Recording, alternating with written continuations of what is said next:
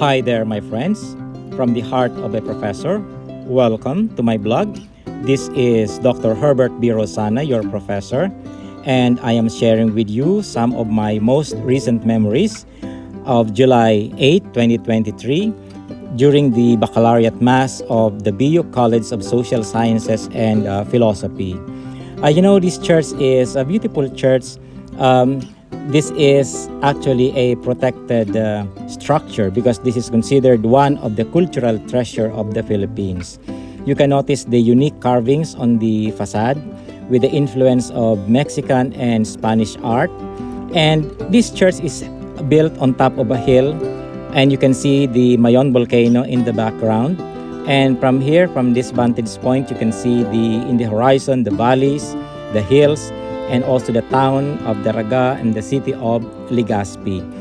This church is made up entirely of volcanic rocks coming from Mayon volcano, which is abundant in the area. And during those times, there were no steel trusses, there were no cement, and they have to make lime and egg, mix it up, and then put it up in this stone to glue the stones together and to reinforce the structure. And that is what makes this structure unique, But as we go inside the church, you will notice that the interior of the church is quite simple and minimalistic, and it's modern looking. I don't know exactly how this was done, but I would have wished that they would have done some more study or research and to find out and to look how this church looked like in the most approximate time it was built. Because churches and buildings are built at a time. They have their own age, they have their own time, they have their own cultural context. And by preserving its original appearance, we are also preserving the story and the context by which these buildings were built.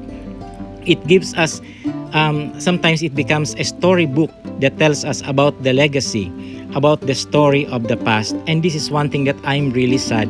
I wish that our restorers, our renovators would consider preservation, not only preservation but restoration of these buildings, because as a whole, it's not only the exterior that we should preserve, but including the interior.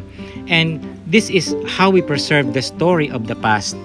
This is how we respect the legacy of the past. And if we want our legacy to be respected by future generations, we should also learn to respect the legacy of the past. And I think it's not yet too late. We can still do a lot to restore and preserve this building so that it will tell its story for the future.